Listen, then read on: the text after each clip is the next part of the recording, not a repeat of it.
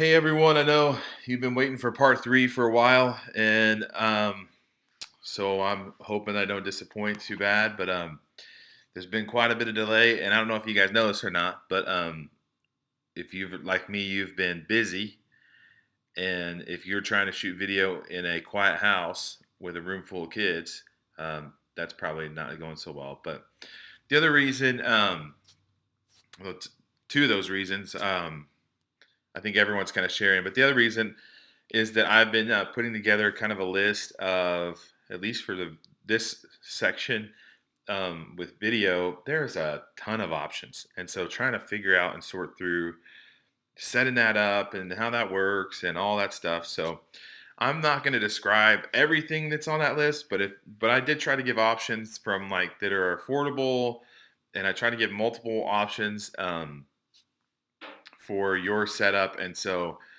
you can just on this QR code, you can just hold up your phone. I know iPhone users can just hold up their phone, like get their camera out, hold up their phone to the screen, and it'll scan that code. It'll give you a little pop up that says, "Would you like to go to the Google Docs or go to the URL?" And it should take you to a URL. So try that out, see if it works. And like I'm actually like sitting here. I'm actually sitting here right now, and I'm actually going to test it myself and make sure it works. So yeah, it's working great. So do that, man. Try that out and and see if that works. And in that document, you'll see some tutorials that help me, and then I kind of go through some different live stream setups. So um, I am going to go through 5 categories of live stream. Um, And so there are 5 different ways to really set up a live stream. And so the first way is if you're not techie, I recommend these two setups because they're pretty easy. The Mevo is able to live stream pretty quickly, and you can like attach it to. You can find some attachments and kind of set it up and make it work for your church. So it's kind of a plug and play. If you're doing something from your office, I highly recommend, and you don't know how to set up anything, any kind of camera or anything, um, then you can just use this Logitech. Logitech has a couple. So there's a 920X and 922X and like a 920. The Logitech webcams, you want to look and make sure that you get any webcam that you get. If you're just looking to plug and play, uh, I prefer these because it has like omnidirectional mics built in, so you're kind of getting a 2 for 1, a microphone and a streaming device, a video device. So it's really great for like Zoom calls and yeah, and if live streams from your office desk. So it kind of connects to the top of your laptop or your monitor. So if you're thinking about upgrading your cell phone, this is the one. This is the one you should upgrade to, the Samsung Galaxy S20. Some of you are shooting from a cell phone, and I think there's some limitations to cell phone, but I think as far as the simple and the ease of setting it up, yeah, a cell phone works. Here's what I'd recommend: make sure you get a cell phone that has HD video. So like I'm thinking like if you have an iPhone, some iPhone 7s, most iPhone 7s, 8s, and 10s, they're gonna be pretty good. And then, but if you're gonna move to Samsung, I'm not really an Android user, but I know the Galaxy S20 has this crazy high zoom that keeps some pretty good things, and so the quality and the zoom are really great in this phone. That's why I'm recommending it. And also, if you're going to go with this phone, you can get the Oratory app for Android, and it'll be really helpful because on the if you like turn it to FaceTime where you see your screen, you'll actually be able to put some of your notes there and kind of walk through your notes and look at the camera. So that's kind of cool. That's the Oratory app, but it's only for Android. There's nothing like it out there for on. I haven't seen anything out there for iPhone users that's like it. So if you're using a cell phone, here are some ideas that you'll want to use and implement in your videos. There is this thing called Zhiyun. I'm hoping I say it right. Smooth. It's a gimbal, and I have it kind of on the right hand side. There's a couple of other gimbals that are very similar that I put in my description, but this is the one that I've seen churches use. It's really great. And so what a gimbal does is it helps stabilize your camera with the weight. And so this one for your cell phone, it's kind of built for your cell phone. It kind of helps stabilize your cell phone. So as you're moving, it's kind of focusing in on one target. It really helps smooth your video so that you can have the problem with something like this is you have to have another user using it. And so you will probably, you may want to volunteer one of your kiddos or something like that, or a staff member who feels like they can be close enough. But you can get good video and still follow like the 6 feet rule. Being 6 feet away and being able to kind of move around. This is really awesome. It helps kind of it makes you feel like you're live, and instead of like where a tripod just kind of is stationary.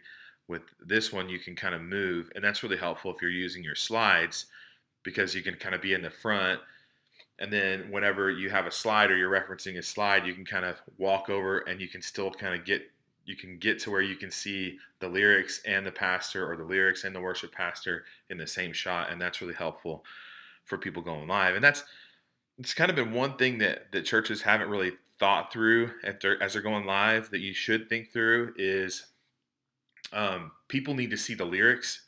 They need to see if you have notes and you use a slide most of the time, they want to see those. And so try to get in your shot, try to have options or variable options where they can actually still see your notes. And so that's why I'm recommending, a platform like OSB, where you can switch to another camera or another output, and then try and like show, Ecamm Live does that too, where we can get our feed. We can have on the computer that we're running live, we can actually show the screen of what we're doing from the screen. So that's kind of cool. Ecamm Live I talked about last time, but it's just for Macs. So sorry, PC users. But OSB works on both platforms. So, hey, lights. I can't kind of stress this enough, but video, I mean, anytime you're talking about optics, lighting is such a big deal. And so, one of the struggles we're having at our church is the backdrop is really dark. And so you're trying to so we have a light that kind of shines on the pastor, but we're not really getting the backdrop. And so it's really hard to get and to see the dimensions on the camera. And so if you're shooting onto like a dark or black backdrop, and you're trying to get your pastor and it's really dark behind him, the video is not going to come out as clear, and so you're not going to get those crisp. If you're shooting in HD, you're not going to see it as well if you don't have something on the backdrop that's kind of lighting it. If all the lighting is just kind of uniform, then you might have some problems with that. I also put with cell phones a tabletop tripod. The one that I have in the Google Docs, this is this same one, and you can kind of fold up the legs, and it works as its own gimbal. It's not going to be a stabilizer, but it is something you can hold in your hand, and that's helpful for video stability. It's not going to be as the gimbal, the gimbal, the Zen Smooth. It regulates and keeps things balanced as you're walking around, whereas just having this is just like holding it in your hand. It kind of works as like a selfie stick, so slightly. So the other option has been like GoPros have been an option. They have pretty good internal microphones. And so if you're a cell phone user and you're like, I don't know what to do, but the audio that I'm getting from my cell phone is not so great, upgrade to a GoPro and see if that can help. It probably will help your audio tremendously if you're just getting your audio through your phone. Remember, there are some other, Rode cameras and stuff. There's a couple, even Rode has like a lapel mic that you can use with that's pretty good. That's digital. So that's pretty fun. The wireless setup that just might be an extra mic, but those are a couple of options that you can use with like a GoPro. So a few things about the GoPro. So the audio is something you'll want to test in your church and see if it works. And while we're on that topic, run a test every time. Run a quick test on your live, take 10 minutes, run a quick video private, um, test the audio, see if it works, because you don't want to go live. Um, you just, if your team, if you have a worship team and they run a practice or something, record their practice. See if you're getting the live feed from the vocal mics, then get the pastor's mic at the end of that and test it, or at the beginning of it and test the pastor's mic, test the speaker's mic, and test the worship leader's mic. All of that in the first 10 minutes, so that you, and your live stream, so that you know that those microphones work, so that you're not going to get something weird like someone standing up in front of the stage and you're hearing them live, like they're hearing themselves through the speaker, but no one in your broadcast is hearing them. So they're standing there and they think that you're hearing them because they can hear themselves, but no one else can. That's really embarrassing, and it just takes 10 minutes to avoid that. So just plan accordingly. Um, with the GoPro, a few other things is that there are ways. I think this might be with the GoPro 8 and not with the 7. But you can correct me in the comments if you know. But the GoPro 8 you can get a battery backup and kind of switch the batteries, and then just have kind of a plug in and move it that way. So there's a couple of ways to. I'm not 100% sure, but I'm pretty sure that you can switch the batteries even live if you have a connector in. So if you have a GoPro and someone wants to verify that in the comments, I thought I saw that somewhere. So hey, you got to have Wi-Fi if you're going to go live from a GoPro. You can go live on the GoPro. You just hit go live and publish it, but you got to have Wi-Fi to do that, and that might be a restriction. So if you're looking to shoot video but you don't have Wi-Fi, that's it. Something I'm hoping to talk about this weekend, and hoping to get a video done, is like how you can set up your service if you don't have Wi-Fi. So just kind of a shameless plug, but some churches, the Wi-Fi connection out, especially in rural countries, you're not going to get get out in the country. You may not get the speed that someone in the city might get, and so you might have to get creative on how you're going to do that. So yeah, there it is. Um, try to give a quick idea of that setup, and like once again, if you need to see that some of the setup list and GoPro list, this is a tutorial video, and this is a recording of the tutorial video that helped me with the GoPro setup that I would need. One thing to look at, I've got my mouse over here. This if you're using the Blackmagic, the mini recorder, this is for a Thunderbolt. So that's a Mac thing, and I'm a Mac user, so that's kind of what I do. But this setup right here is for a Mac. But yeah, this is just a snapshot of the tutorial that I put in the link, and so you may want to check this out.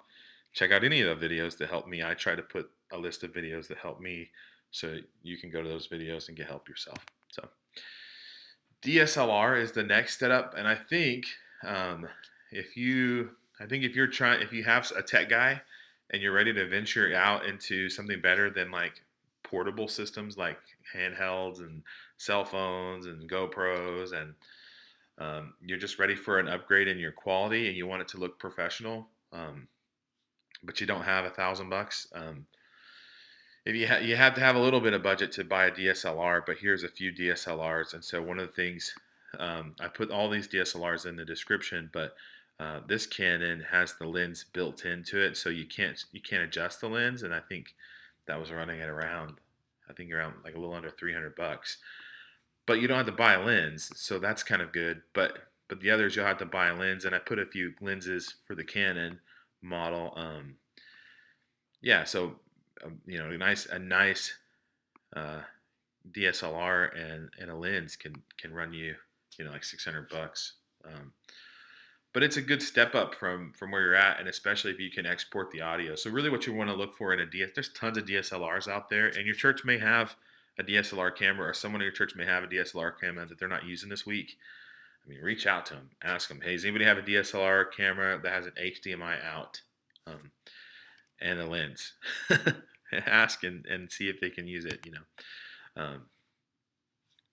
Camcorders are awesome too. I put this PTZ Optics camera. So just so you know, in some camcorders can be easier, and in some ways they can be harder. And so just in order of price, most expensive, PT Optics, middle of range, like low end. Um, so the PTZ Optics, I mean, it's really small and it's about the size of your hand, and it could mount really easily in the back of a sound booth if you have that. If you're upstairs, it's a really good option because and it's got a really nice zoom quality, so you can kind of overhang it at the end of your ledge so that it's kind of eye level with your pastor, and then shoot that way. So if you got kind of a setup that works, the PTZ Optics might be the best camera if you have a really nice setup and you're just looking to replace, something like this. So you may have a guy or two guys that have to sit on a little elevated platform so that they can access, so that you're not right in the middle of this, kind of in the congregation, and you're saying, hey, we're optimizing this for now, but at some point, if you go this direction, you're going to have a person who's going to sit in the congregation. And so right now it's great. You're doing a live stream and there's no one in the congregation, so you can sit right in the middle of your pews. But when you move the other direction, you're going to have a setup. And so this is going to go to the back of the booth and have someone set that up. So try to think through. Remember, this is temporary. Not and when I talk, this is temporary. I'm not saying just the virus and the live streaming and all that stuff. I'm saying like all of this is temporary. The whole world is temporary. Um, and so we're trying to maximize the gospel, and so think through not just how you're going to use this in the immediate platform that you have, like in the immediate month, or I don't know. I'm trying to get grasp. No one really knows the time frame, but in the next year, this might be something that you have, but try to think when the congregation comes back, um, how are you going to set this up? Because right now you may be able to have it set up to where you can be right in the middle of the floor, but you can't do that always. So, um, okay, the next thing, the last one on this list is a camcorder, and so I actually think this is a step backwards. This camcorder is a step backwards from the DSLR. Um, but if you're looking for a good entry camcorder that's got a good quality, this one does the trick. I think the audio is probably going to be subpar, so you'll want to find a way to get your audio exported away from this camera. But if you're just using this if you need a nice camera to sit on your desk and on a little tripod stand, and you want to shoot a video, this is a really good option. And I think it was like $250, and that's a great option. The others are in the thousands range, and DSLRs can do the same thing. So, um, kind of my sign off, but um, if you need help, I'm here. Audio, video, that kind of stuff. I can do some research on it, and kind of techie, but um, kind of I'm a web guy, a web and graphic designer, and so my specialty is kind of in that. And so probably the next platform is going to be my specialty, and kind of really where um, I'm going to try to help your church figure out how you can help your congregation find you, and how you can make those pathways really easy. And so that's kind of what I'm hoping to work on next week.